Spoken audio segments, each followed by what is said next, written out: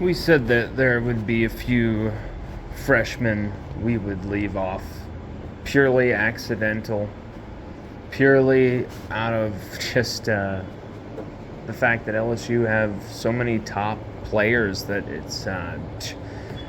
it's easy to forget names, even people that you know. It's easy to forget because there's just so many damn good talents at LSU. I don't forget people very easily, but when you're stacked one atop the other, and it's almost just crazy to even. It's just crazy the fact that we can even do our jobs remembering all of these players, all of these young men, is like all of the details about them. Sometimes I wonder about my brain and how I have destroyed it with all of this stuff. But there's a few who are pretty annoyed with us that we forgot some guys. Don't worry, we're not trying to say that they're better than other people. It's literally that we may have not seen as much footage as the other guys for these players. Or we just forgot their name. We just forgot to cover them. That rarely happens, but sometimes we make that mistake. I knew we were going to have to make a part 2, so here we are. And there's 2 in mind that I forgot. Freshman receiver Kyle Parker and freshman DB Jeremiah Hughes. Jeremiah Hughes, 7 interceptions last season at Bishop Gorman. 7 picks as Bishop Gorman won yet another state title with Hughes starting at corner. Now, 7 picks, 3 pass breakups last season. I mean, that's really where your attention is going to be drawn, right? With Jeremiah Hughes. Wrong. I love his coverage. I love his ability to hawk on the ball, to jump on the ball, to absolutely anticipate, to be a predator when that basically just smelling when that football is going to be coming. He doesn't have to have his head facing that way. He's got this type of eyes in the back of your head type of mentality out there that I love. He's got such a laser focus. It's all about the vision. And that's why, for me, his best capability is the vision, but really it helps him with not only the ball hawking and making plays with the football in the air, but then his tackling on the edge is absolutely expert. It's absolutely elite. It's his best attribute, in my opinion. We'll see how good he is in coverage at the collegiate level. 7 picks, 3 pass breakups last year with probably, I think, limited targets because of his pedigree. That's an outrageous number. We will see how good he is in coverage at the collegiate level, but I will say this.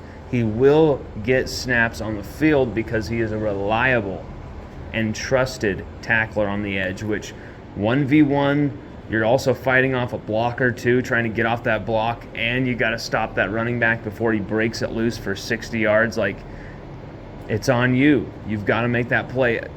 So many times in Jeremiah Hughes' film, we see him shed that block, fight through a hold even, and make that tackle.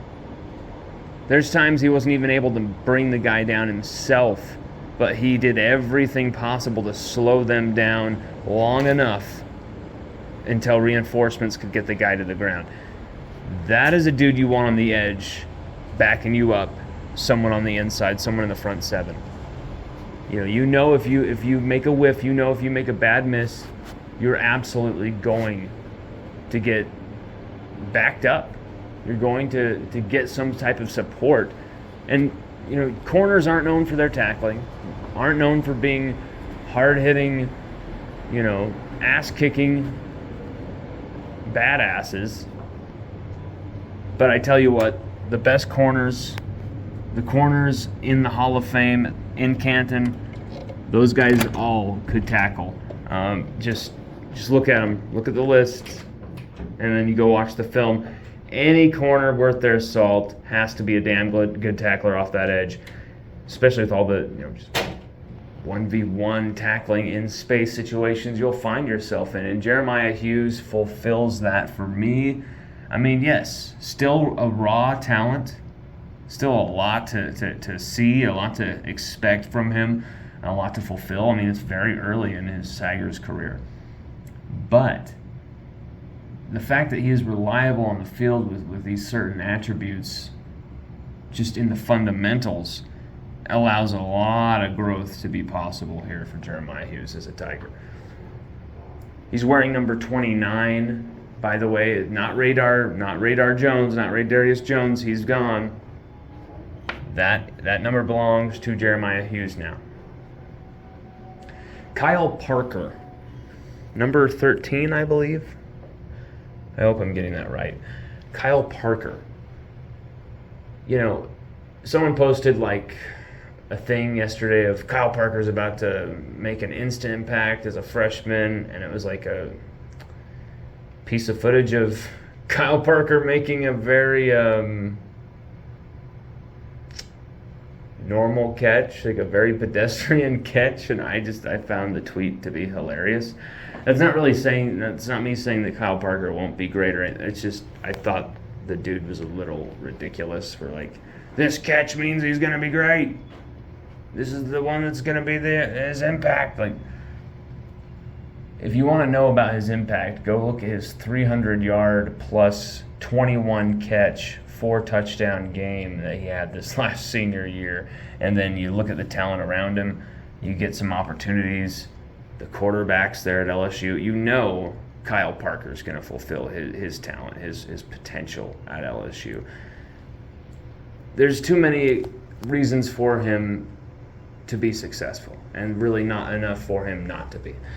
Kyle Parker hasn't really made too many big waves for me, like with the film that I've been able to see, but he's made a few really startling catches. He made one in 1v1 film that I was able to get. Someone was able to kind of get to a high perch area for practice and get some film in the non-availability windows. And so I was able to get some film of 1v1 action. Saw some interceptions thrown, but Kyle Parker protected his quarterback from one of these interceptions. Terrible throw. Kyle Parker bails his quarterback out. Should I reveal that quarterback? Yeah. It was a poor throw from Jaden Daniels, but Kyle Parker totally bails him out. Parker didn't make any sick, crazy one-handed catches or anything like that. It was just the way he had these hops, the way he had this lift that just drew me in. Just like, okay, there's something to him. He's got a different profile than Shelton Sampson Jr., Jaylen Brown. Different profile than Malik Neighbors, Brian Thomas Jr., Chris Hilton Jr., Kyron Lacey. He offers something different than all those guys. And that's what I think is beautiful about this receiving core and very underrated. Whereas last year we were coming into the season thinking, how great is this receiving core going to be? Booty, Neighbors, Besh. The names just went on and on and on. But because of that big name pedigree, because of the offense entering into its first season with a new offensive coordinator, new quarterback, new everything, new offensive line, young offensive line, injured offensive line, shuffled offensive line. There was a lack of cohesion. A lot of missed throws from Jaden Daniels. There was a lot of games where the offense left a lot to be desired, a lot of points out on the field. I think we're going to see a turnaround there. And, you're like I said in the first video, you probably won't see, guys like Jaylen Brown, Kyle Parker, Kai Preen, Shelton Sampson Jr. getting, 20, 30, targets a season here in 2023. What you'll probably see, one of those guys probably lead the way, getting 25 plus targets. And then the other guys will probably get anywhere from 15 to 20 targets themselves, but it's what they do with those targets that's going to really be intriguing. Who's going to take it to the limit? Who's going to take it to the next level? Who's going to elevate their game? I feel like this is a very underrated receiving core, especially when you got the tight ends, plus Jaden Daniels, plus that really interesting running back core, wearing down defenses. You're going to have a lot of open shots for these receivers. And it's really up to Jaden Daniels to take them and put the ball in their hands. But when you got, freshmen like Kyle Parker, someone who can absolutely rip the roof off the defense, you absolutely have to take advantage of and give the ball to those guys. Kyle Parker, I'm going to be honest, I haven't seen him absolutely just dominate, just roast, just own people out there. I haven't seen him blow up the screen, but he'll be there. He'll be there. Jeremiah Hughes, I haven't seen him blow up the screen either. But he's going to be counted on at some point, whether this year or next year. To me, I think he's going to play a lot this year, like special teams he's going to be playing. He's going to contribute on defense. I think he's going to get the opportunities he should in year one. But here's the thing, we're talking about the opportunities guys should get and what they like. We don't even know what team we have right now. I feel like I understand what type of team we have and how talented we are and how deep we could be and how we could be a contender in the SEC West. We already won the SEC West in Brian Kelly's first year, and now we do lose some guys to the NFL. How will that position us going into Brian Kelly's second season? It's just, to me, we're going to need another season where the freshmen have a big role. The 2022 freshmen were absolutely historic. Will probably be remembered as somewhat legendary at LSU. The way Mason Taylor beat Alabama on a 2-point conversion the last play of the damn game. The way Emory Jones made that solo tackle in space on special teams. The way Will Campbell just absolutely dominated Florida a week after having a seizure.